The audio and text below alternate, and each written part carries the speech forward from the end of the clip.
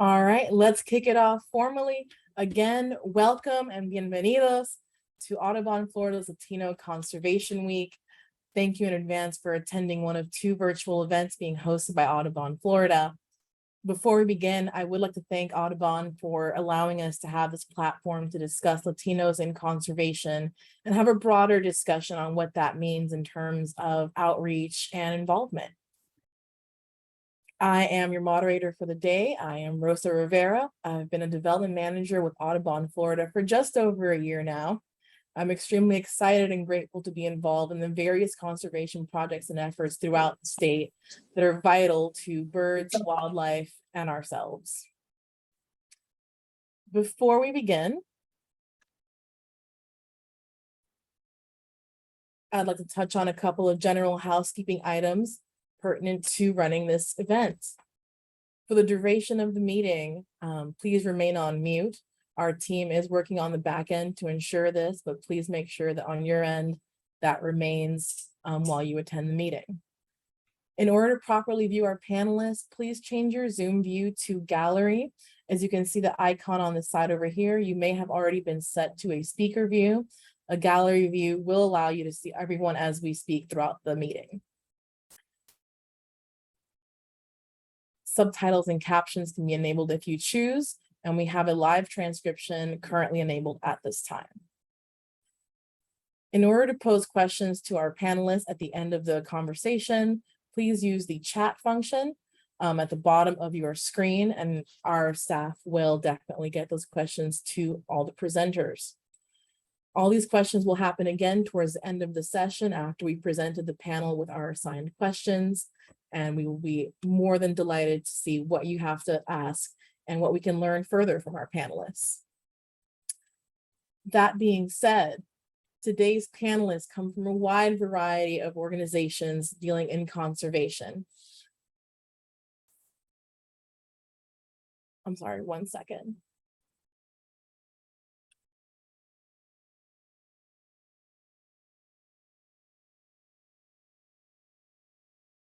Sorry for that snafu. We have with us Melissa Murillo from the Peregrine Fund. Melissa is a field coordinator for the Puerto Rican Sharp-Shinned Hawk Recovery Project and has been working and volunteering her time for 7 years to aid in conservation efforts to protect Puerto Rico's most critically endangered raptors. Prior to her position, she studied wildlife conservation at Humboldt State University and then jumped into the seasonal life as a conservation biologist. These wildlife and fishery positions allowed her to gain skills and travel to work in various states from Florida to California to Arizona, Idaho, and more. We also have joining us Rafael Araujo, a senior research associate in the Department of Marine Biology and Ecology at the University of Miami's Rosenstiel School of Marine Atmospheric and Earth Science. Rafael holds degrees in marine biology from Jorge Tadeo Lozano University in Colombia and completed graduate studies at the University of Miami. His specialty is mangrove ecosystems, and his work focuses on the structural characteristics of mangrove forests and their relationship into fish communities. In addition to all this, Rafael is interested in urban mangroves and how these mangroves can be integrated with coastal engineering solutions. And last, but certainly not least, we have Elizabeth Lago with the U.S. Fish and Wildlife Service. She is the Florida Scrub Jay technician for Cape Canaveral Space Force Station through a partnership with the Air Force.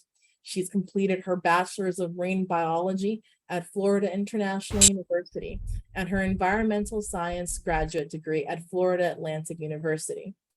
Elizabeth has volunteered with Cape Canaveral Banding Station during her undergraduate years, which led her to work with the state and federally threatened and endangered species in the Everglades National Park, Biscayne National Park, and the Florida Keys. In her current position, she leads the annual Scrub Jay census and banding efforts at Cape Canaveral and assists with sea turtle, gopher tortoise, and southeastern beach mouse surveys. These are our three panelists for the day, and I am more than excited to ask all these lovely questions to them. Now, I want to say off the bat that I love, Elizabeth, that you have worked with scrub jays, because in my time with Audubon, Florida, I've met many people who have encountered scrub jays and absolutely adore them. For some, it's their spark bird. Now, what is a spark bird, you might ask? I had the same question myself when I first joined Audubon about a year ago. It's the first question many people ask in meetings, and I had no idea what to answer. But I was told that a spark bird is that bird that initially sparks your interest in birding in general, that bird that inspired you. So for me, I will share that would be the colibri, the zumbador. And in Puerto Rico, it's just the Puerto Rican emerald hummingbird. When I was little, that was the bird that I would see in my backyard. That was a bird that would land on me now and then when I was napping outside. And the one that fascinated me with the possibility that birds might look like gemstones. It's a fascinating link to Audubon, and it's definitely what I would consider what got me interested in wildlife in general when I was little. And I'd love to hear what everyone's spark bird is as well. I will kick it off with Melissa answering the questions. I know she's in Puerto Rico right now as well. And then Rafael, and rounding it out with Elizabeth. Thank you. I know I'm working with the raptors right now, but I think I'm going to award my spark bird to the American flamingo, also known as the Caribbean flamingo. I was in a wildlife study abroad course, and it was the first ever in the department. So we went to this wildlife trust in England, and they had the world's collections of all 6 species of flamingo there. So I knew I had to do something. So I ended up doing my senior thesis on the behavior and ritual displays of the captive flock there of American flamingos. Yeah, it was quite the experience. I learned so much from the birds and the people and just traveling on this trip. And that's really what set my trajectory into conservation and birding. And plus, I feel like flamingos are the reason why I like the color pink now.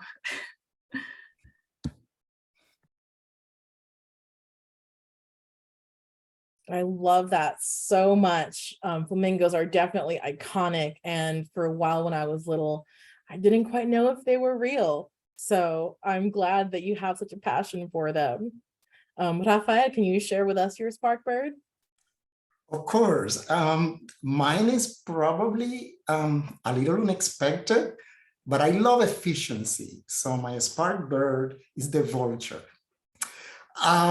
These are incredible birds, as you all know. They are also common in mangroves. And every time that one sees vultures, you know that there is some action going on. There is either an animal that is dead or some sort of carrion that has been left over. So I was always interested in these magnificent creatures, which I believe are quite beautiful, and that they are all about efficiency and getting rid and eating what we don't want to see or smell or be in contact with. And, you know, I'm to this day marvel every time that I see them driving, working in the mangroves. So that's my bird. In fact, in my office, which I am at home now, but in my office at the University of Miami, I have a beautiful vulture that is hanging from the ceiling and always looking at me. It's a stuffed animal, of course, not a stuffed bird, but a stuffed animal. It's a toy, but you know, always looking at me as you know, I would be one day something ready to be eaten by a bird. That is a fantastic way to look at it. The offering to the vulture. I love that very much. Elizabeth, do you want to round us out with your spark bird?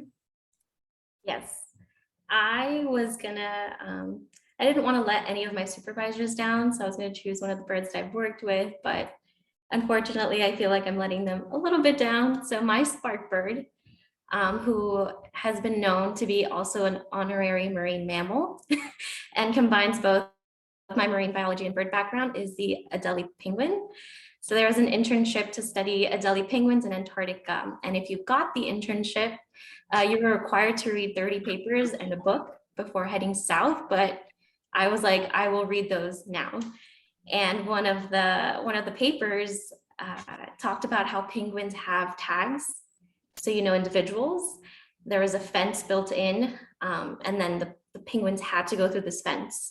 So you got to weigh them when they left to the ocean and when they came back from the ocean. And when you subtract these numbers, you find out how much prey they've brought back. And for me, that was just amazing. I was like, oh my goodness, yes, that's an amazing invention.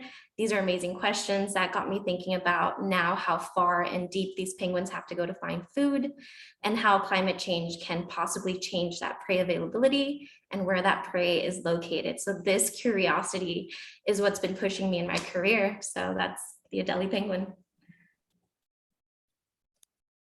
That's great. I love that all of our sparkbirds are somehow tied with our general passion for conservation or some specific memory we have from our childhood or our work. That being said, whether tied to your sparkbird or not, I'm fascinated to learn how each of you became involved in the field of conservation itself. How was it in your childhood? Was it as you were growing up through college? Was it just something deeply rooted in you that you found along the way? For myself, I will say I live on Puerto Rico in an island for my whole life until the age of 18. And I watched things change in regards to animals and fauna, different beach lines erode. And so I became fascinated with the process of what could be done to conserve different areas, as well as what was happening in the rest of the world. As I just naturally finally attuned to that. So please share your experiences or any stories that you might have in terms of what brought that forth for you. And I will have maybe Melissa kick us off this time. Yeah, I grew up on a small hobby farm. So I was the oldest child in the family. So it was my responsibility to take care of the animals. Just cats, dogs, chickens, and goats, and a horse at one point. But this like really grew my love of animals and just playing outside with the animals, of course. And I knew I wanted to study either biology or zoology because I wanted to become a veterinarian. But the reality of the amount of schoolwork and potentially the debt kind of pushed me away from that. My cousin opened my eyes and told me about being a wildlife biologist, and the thought of studying wildlife and just like wild animals in their natural environment just blew me away. It was so incredible. So I actually applied and was accepted to the same university in California that my cousin was attending, and I also majored in wildlife conservation. And yeah, that's set me on my trajectory, like I was saying earlier. And I've just gotten to study and be a part of different projects and incredible ecosystems across the country. Everglades, the prairie potholes, the Rocky Mountains. I did start a little bit with fisheries, and that kind of got me in through the door to get my foot into the door in the ornithology world. And yeah, that took me to where I am now in Puerto Rico, studying really critically endangered raptors. So very thankful for like the whole path. And Rafael, what about you? In my case, I think it was the field working in mangrove ecosystems since I was an undergrad student. This coincided with sort of like the peak of mangrove destruction for aquaculture. So right at the get-go, I was confronted with the reality that these forests could disappear quite rapidly, just seeing, firsthand that they were converted into ponds, mostly for shrimp production. So, sort of like that, before I even knew or had the terminology to work in conservation, I was already thrown into what the conservation field is just by, virtue of working with mangroves. And Elizabeth? So something that Rafael mentioned was very important, that you don't you don't really know about conservation, especially when you're young. And that's kind of what happened to me. So when I was younger, I was surrounded by conservation during field trips and watching TV. So Miami Metro Zoo was one of the field trips. And then there was a field trip to Crandon Park where we got to like rake up the seagrass community and see everything that was living in there. So those were the field trips that stick out in my mind. But TV, Zaboomafoo, if anybody remembers, Jack Hanna, Steve Irwin, and also in Sábado Gigante, Ron McGill, who I've since met, would come on and bring animals to the show. So it was my parents and I watching animals on TV, but I loved animals, loved the environment, did not know the flight path. Like I didn't know how to get there. So in high school, studied photography, discovered Ansel Adams, and he used his photographs as a conservation movement to inspire people to protect these landscapes. So studied photography. And then I met someone who was studying marine biology, and I was like, what do you mean you're studying marine biology? And then the next semester I was double majoring photography and marine bio. And I want to give a shout out to the people who taught me what conservation was. So there's Christine and Wendy from Glades and FIU. And if it wasn't for them, I wouldn't have discovered bird banding through some of those meetings that we had. And they kept us updated on the pine rockland situation in South Florida. And then afterwards, to give a little more credit to my other spark birds, working with Cape Sable seaside sparrows, roseate spoonbills, and Florida scrub jays, I think once you're in it, you realize what conservation is, how hard that job is. And, you know, they've kept me going, those three birds, and it kept my interest in conservation being here. I think you've all brought up wonderful points about learning through conservation in almost a roundabout way when you're younger, as well as kind of reaching your career paths in roundabout ways and learning as you go. That does also kind of touch on how, as a Latino or Latina in the world, you move through things differently depending on where you are. So I'm not sure where your career started off the bat, but did you ever experience any barriers in regards to your career path, or any barriers that you saw for other people that might exist within the conservation field, whether it was in a formal or informal capacity? And Rafael, I'd love to hear your thoughts first. Of course. Well, I started my career in Colombia, so you know, it's the barriers there are mostly socio-economical. So there, you know, there are barriers, to be sure, but it's mostly the access that one has to education and to higher education.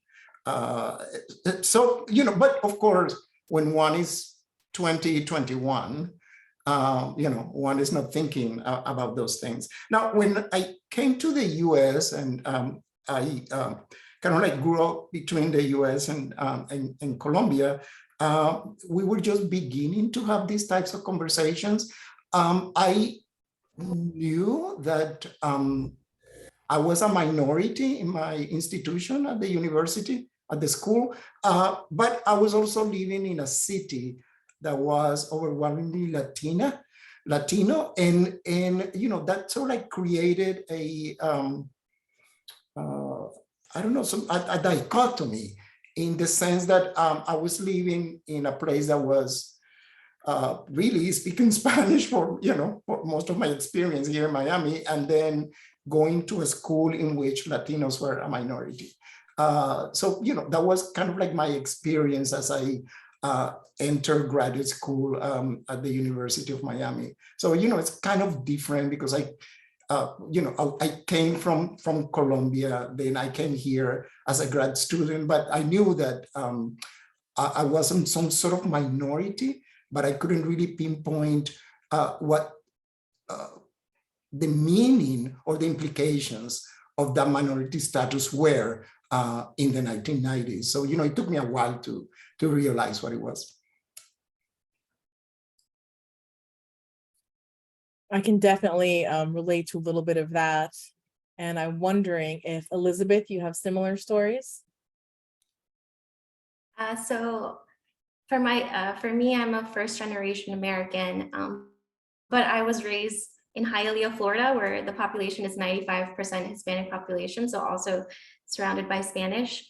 But I think what happened with me is that when I would apply to internships, I did not apply to anywhere, like any state or city that I felt I wasn't sure how Hispanic communities are treated. So I think this could definitely, diminish the amount of opportunities for myself. And even till this day, if I am applying to a job, I will apply, but in the back of my mind, it's always, what is that work environment like? How will I be treated? So it is something always that's on the back of my mind. Another one was also, I wanted to work with marine mammals, very popular subject, but those internships are not paid, and that's not something I could do.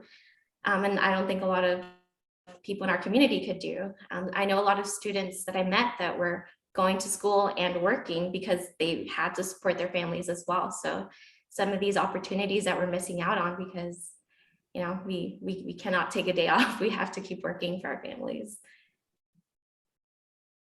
I can confirm that as well. Growing up, definitely one of the fields that was almost off the table in a Hispanic family was conservation because of funds. You grew up hearing be a lawyer, be a doctor, things that will definitely kind of bring you up in that sense. So conservation was never on my mind until I became an adult as well, for similar reasons. And Melissa, what about you? Yeah, I've been nodding my head for all of the things that they've been mentioning. Yeah, I probably should have been a vet to make more money. But yeah, financial barriers, even just like in the field, when you are in the field, like being able to afford binoculars or just field gear, getting to a field job. I know a lot of people stay locally and like prefer to be around family and stuff like that, but a lot of the field jobs are all over the country, and so that's just even getting to out there. But then you can't accept some jobs because, like Elizabeth was saying, like very low stipends, and I definitely had to strategize like what I could apply for and what I could afford to do, even though I wanted that skill set. I just couldn't do it. But yeah, being like the awareness and knowing that this field existed, and even just the challenges that come with this field is not really talked about. I think it's definitely challenging to get in the field when you're kind of working from that background in history as well. I think one of the benefits of us having just currently existing within it is the ability to provide some sort of glass shattering supportive role for anyone around us. I don't work directly with on the field conservation, but in my role, I definitely do try to make sure that there is an open conversation regarding Latinos and Latinas in the community, as well as trying to provide as any support language wise that I can give. I would love to help further, but I do wonder what your personal involvement in opening doors and opportunities for other Latinx people as part of the conservation movement would look like, if that has happened. Have you had the opportunity in general, anything along those lines? I see Elizabeth looks very ready, so I'm going to choose you first. Okay, so I was fortunate that most of my jobs have allowed me to work with my community and facilitate their being part of a conservation. So I've gotten to lead volunteers to restore Virginia Beach and Key Biscayne, gone to schools around Miami to help them grow mangrove propagules and then go out to restoration site and plant them. So these are the more direct ways that I've been able to help my community, but there's like another way, I don't know how to say it, but I feel like it's a little more passive. So I remember going to restaurants or even the bank. They would ask me, what are you studying? I said marine biology. And then they're like, oh, I did too, but obviously not in a positive way because now they're working at a bank or a restaurant. And now I'm able to go out and say I am a biologist, and I've said it in both English and Spanish. And I have heard people say, like, I've never met a Hispanic biologist, or my child loves animals. What do you do? How did you get to where you are? So I think that's the more passive part, just being a biologist and showing people like, this is what you have to do. This is your flight path. And that this job is available and that it is possible to have this job. And then luckily there are some great organizations. So there's Mosaics and Science internships if you want to work with National Park Service. And then there's the Mano Project for the Fish and Wildlife Service. So these are just amazing organizations if you do want to work in the government. But then, yeah, I think, as we were saying before, it's the parents' concern. They want us to be doctors and lawyers. So I think just me being able to say, your child will be fine. Like this is possible. Yeah. And fine we are, apparently. Melissa, what about you? Right now, my current position with the Peregrine Fund has put me in like a leadership role, and it allows me to be a part of the hiring process. And that really can provide somebody with the field experience that they need in raptor conservation. So I do try to prioritize locals here in Puerto Rico and for like field positions and volunteer opportunities. And it's so incredibly awesome to see other Latinx people from the States and other countries that are interested in our project and apply for jobs with us. And I've had another position as a volunteer coordinator at a refuge back home in Idaho that connected and engaged people in the community, which like that area was more significantly Latinx population, which was really enjoyable. But other than that, like my field positions don't really provide opportunities to reach out to the Latinx community. But I think Elizabeth like even though she said it's like a casual conversations, I think those are really important because I got put in a lot of rural areas and where I was like the only Latinx or even BIPOC person like in the area. So it's always nice to like talk to other people that you did work with or come across to have those like casual conversations, to hear the flight paths and like their connection to nature, because that's like things that you can share to the next generation of Latinx biologists that they might find useful. So. I'm glad you both touched on the issue of basically visibility of Latinx people being in the conservation field in general. It's similar to just how you see different people in films and movies. Now you kind of get used to that and you realize that does exist, that is possible. And I think that that is a good point, that it is important for everyone who is youthful, who has that kind of interest, to see those people out there and have those casual conversations. But before we move on to the next question, I do want to hear Rafael's thoughts and experiences in that realm. In my case, I think it's education, which that is one of the things that I do, and I have been relating to young people in this capacity for a long time, and visibility. So in the education arena, what I mean is that, as both of you have mentioned, many people don't realize that this is a possibility of a career for them, especially in the Latino community. Now, as a Latino myself, we tend to treat all Latinos as a block, but there are great differences in a person from Mexico and a person from Argentina.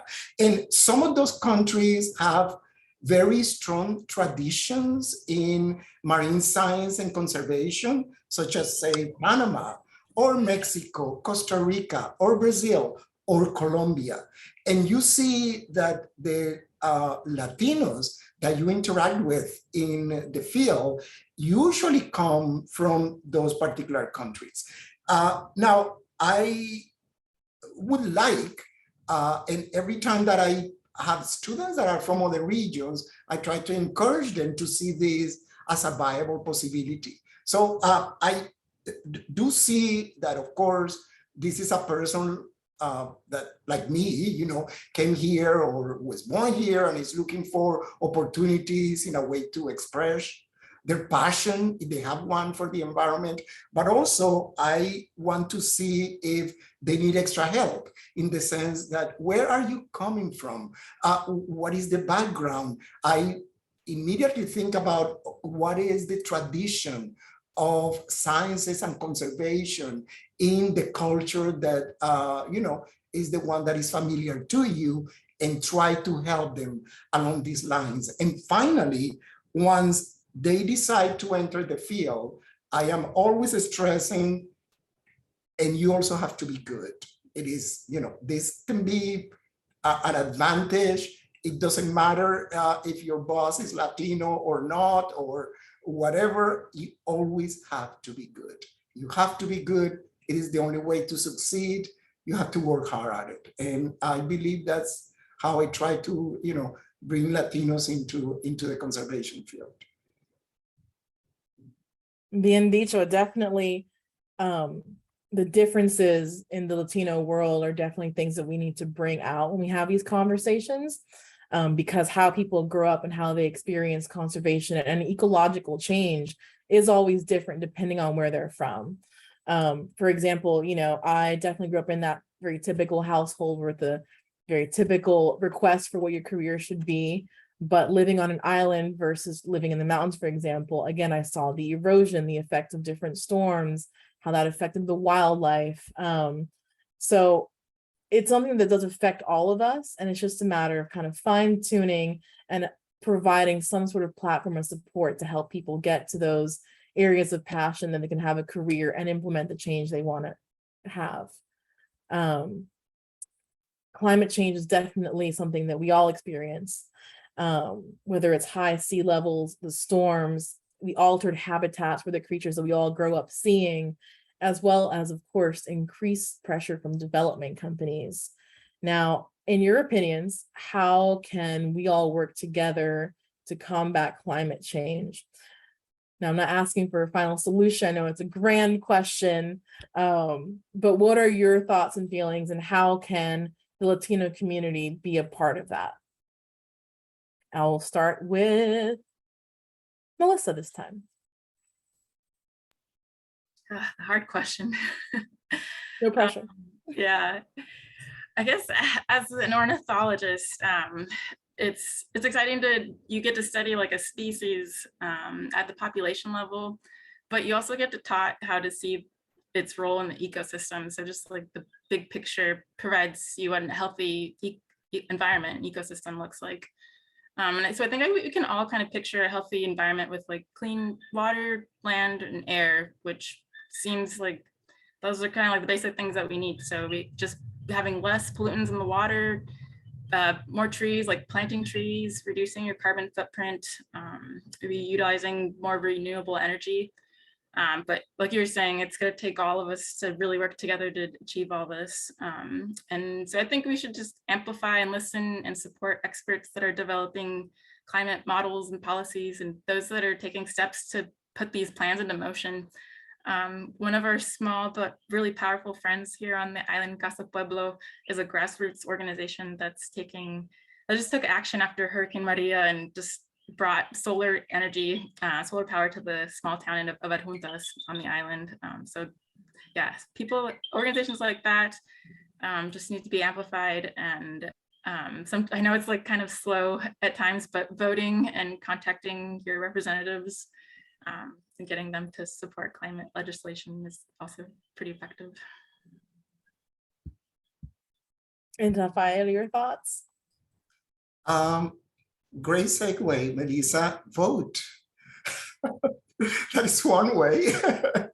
Get involved, vote. And personally, what I think has worked for me to kind of like spark interest in the effects of climate change are just to make it personal.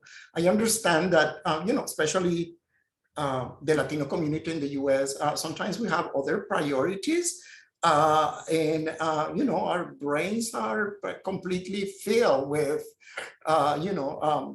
economic concerns and education. We all want to live a good life and to be able to provide a good life for our children. So but within that, when for instance, when I'm teaching, I try to bring home sort of like what are the effects of the climate change on our everyday life. So every time that you can pinpoint to, you used to see this, but you don't see it anymore. Think about, maybe climate change is affecting that, or look at how coasts are eroding, or now that I work with coastal engineering, it's like, well, we are installing this right here because we have erosion. And we didn't have that 30 years ago. So, try to, or at least I try to make it personal. It's not a concept that is removed. And I believe that the Latino community, at least in the US, lags behind in sort of like an embrace of the effects that climate change are or is having on our everyday life. So it's try to bring the message home. That's what I do. That's very important because we all live it day in, day out. And Elizabeth, let's round that out with you. Okay, well, first, I would just like to remind everyone that we are currently working together right now in this very instant. It's very easy to think that we could be doing more, but this is one way. So we're having a conversation about climate change, and that is important in itself. So thank you.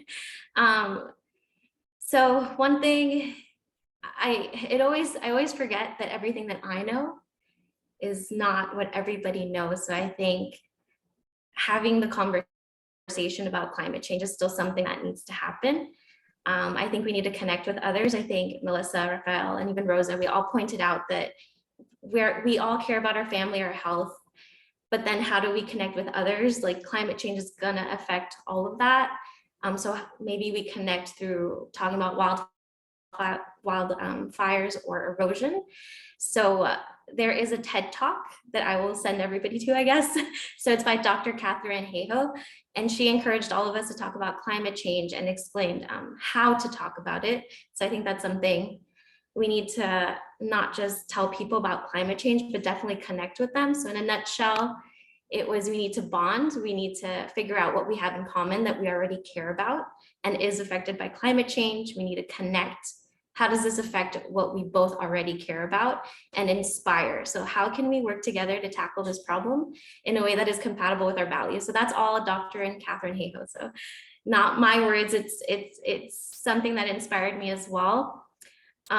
So importantly, the solutions are out there. We don't have to think about them. Like Melissa said, there are organizations that are working on these.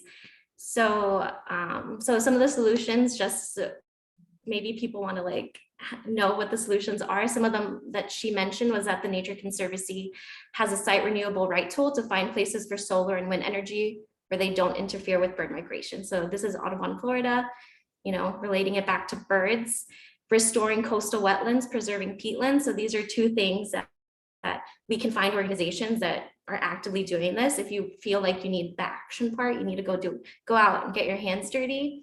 And other ways that we can impact our own communities is greening our cities.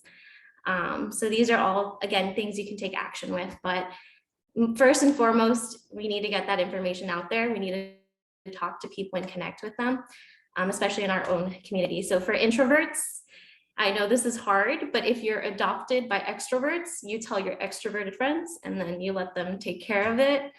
And don't forget that art is still very important. Writing, just getting the information out there that, giving people hope. There are solutions. We just need to talk about them. And we need to keep talking about climate change in a positive way, because I feel like, I know I get in my head, I think I'm not doing enough. And that's just not right. You get paralyzed. So we need that hope. The solutions are out there. We just need people to know that it's not on you, it's on all of us. We're all individuals working together. So again, we're all doing this right now. We're working on it right now. So thank you for being here.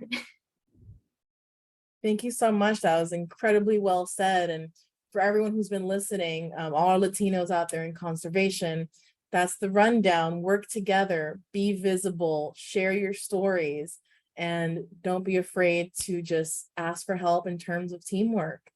Thank you very much to all these panelists. I do want to open up the chat to any questions you might have for all three in general, or any panelists in specific that you have a question to direct to.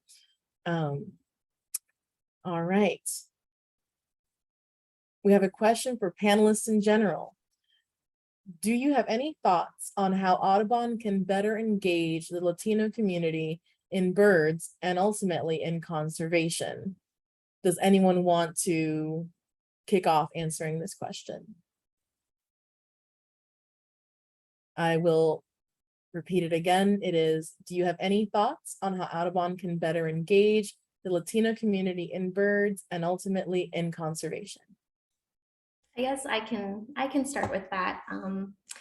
So I interned at Biscayne National Park, and they were very open about how they did not have anybody who spoke Spanish and knew how to communicate about birds, about our ecosystem. So I think it's definitely finding, I guess I don't want to call it a weak point, but definitely like something that may be missing to fill in. So, admit that there's like something missing, try to fill it in. And then definitely reaching out. It's hard for people, especially Miami, to travel. Gas prices are high. So I think it is very important to go to the people. So I think that's another way to also solve that bridge. We need to start going to communities, to their local parks, not just where we know birds already are or hotspots. We need to let them know about their environment. Once they know what that bird is, hopefully it has a name, it connects with them. People, if you don't know about something, you don't care about it. So make it visible, not only yourself, but the plants and the birds. Can I add something to that? Absolutely. I targeted outreach, the birding is typically perceived as elitist because it's sort of like a privilege to, just be able to sit in silence with a pair of very nice binoculars and just observe the beauty, the songs, all of that. Those are incredible privileges that, most of us enjoy. So I think a targeted campaign to reach these communities. Also, people don't realize that they are surrounded by birds. In my backyard alone, I have a list of all the birds that I have seen throughout the years. It's many dozens of different birds. So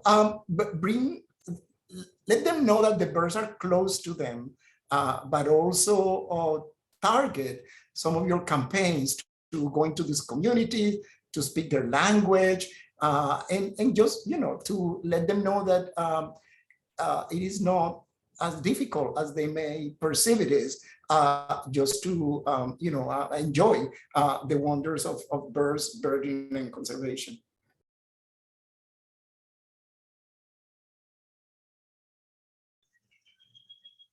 Absolutely. I think if like they, like everybody was saying, accessibility, if you could go to a local park, maybe Audubon could provide binoculars if people want to use them or not, kind of bring the equipment to the people and everybody come, like bring your tia, your tío, your primas, everybody, just bring everybody down and just enjoy nature. Even if you do see 1 or 7 birds, it's just nice to be out and enjoy the sunny day someday. So just being out is enough. I like the point of making it more accessible to people who otherwise wouldn't have had the chance to kind of sit and enjoy nature and have the opportunity to learn about something for free, essentially. Because knowledge, like you said, is the basis of caring for something. We do have a question for Rafael. It is, how is Colombia doing with the conservation of their mangroves and natural resources? Training guides and supporting ecotourism has been a priority for Audubon in recent years. So if you have anything you can share, we would appreciate that. Well, it's funny because something that I didn't mention before is, Colombia is at the top in terms of bird biodiversity in the world. So great place to go birding, guys. I mean, the cities alone are like natural parks. It's just incredible, the diversity. Birds is not my specialty, of course, but, I've been taken on these trips and I'm just amazed of, how many species one can observe there. But going to the question, we, in terms of mangroves, Colombia has been kind of like at the forefront of mangrove conservation for many decades, alongside perhaps Brazil and Mexico. So going back to the 1990s, all mangroves throughout the country were inventoried. Colombia is one of those, mega diverse countries, and the mangrove forests, especially on the Pacific coast, are the tallest in the world. So they have been set aside for conservation for about 30 years now. There are problems, of course, with destruction, illegal destruction, a little bit of logging, and a little bit of aquaculture, but in general, there is an environmental conscience that permeates throughout the country. It's one of those countries where people are really, really, really aware of conservation. But second, only perhaps to Costa Rica in Latin America. So that is the good news. There are wonderful, actually my last trip there, I purchased this wonderful guide to the birds of Colombia, just to be a little bit more familiar with it, or 700 pages of it. In that sense, it is doing well. We just elected a president whose platform included addressing climate change head-on, increasing conservation and biodiversity in the country. And about a month ago, one of the largest marine protected areas around the world was enacted in Colombia, and it basically includes a corridor that goes from Panama all the way to Ecuador, which is completely off, no take for fisheries, and is just for preservation of marine life and for the humpback whale migration. They breed in Pacific Colombia. So the outlook is looking good, with some caveats. Of course, we always have problems. Thank you so much for that. That was extremely informative and fascinating. Hopefully on our end, we can kind of catch up with that link, like degree of variety and knowledge of what's available around us. I have one more question. It is for Melissa.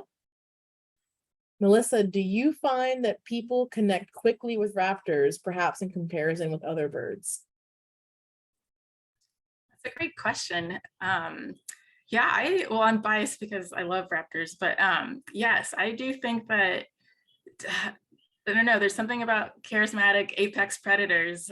People love them, like, people love their Shark Weeks and like cheetahs and lions and stuff. So raptors get that credibility, I think, in the bird world. But they also, people have like their good stories, like inspirational raptors, like I saw like an osprey, catching a fish. But then also they have other stories where they're like, I saw a red-tailed hawk take my chicken. So there's definitely those stories on both sides of the spectrums, and that definitely can also be problematic with the negative stories with conservation too. So, but I think people definitely know they're raptors, or at least know that that's a bird of prey. Thank you so much. I do want to point out for all our panelists, a lovely shout out from Audubon's Jerry Lorenz saying hi. In case you all want to read that before our meeting is wrapped up. Thank you so much. I don't think we have any more questions at this time from all of our guests right now. I appreciate all your time. It's been so delightful hanging out with you guys and getting to know what you think and what your experience in the field has been. Before we disband, I do want to talk about our next event this week. We will be hosting Rafael Galvez, and he will be conducting an all Spanish language event, basically talking about the depictions of the natural world in art and how art can have the power to evoke messages that science otherwise has difficulty expressing and or inspiring interest in. It should be a fascinating presentation. Again, it will be all in Spanish, no closed captions, but we do invite everyone on this current panel to, of course, engage, register. A link will be provided in the chat. And we look forward to seeing everyone there. Again, I want to thank all of our panelists. I want to thank everyone that has logged on and shared an hour of their day with us. I hope you've all taken some great information with you. I know all these stories were very heartfelt, personal, and extremely interesting in terms of what we all experience in the field of conservation. If anyone has any further questions for anyone at Audubon, please use this email, flconservation@audubon.org. If you are interested in supporting Audubon and any of our work throughout the state, you can email me personally at rosa.rivera@audubon.org, and I will happily have any conversation you wish in regards to volunteering, giving, or just learning a little bit more about what we do. So thank you very much, and I hope to see you all again soon. Buenas noches.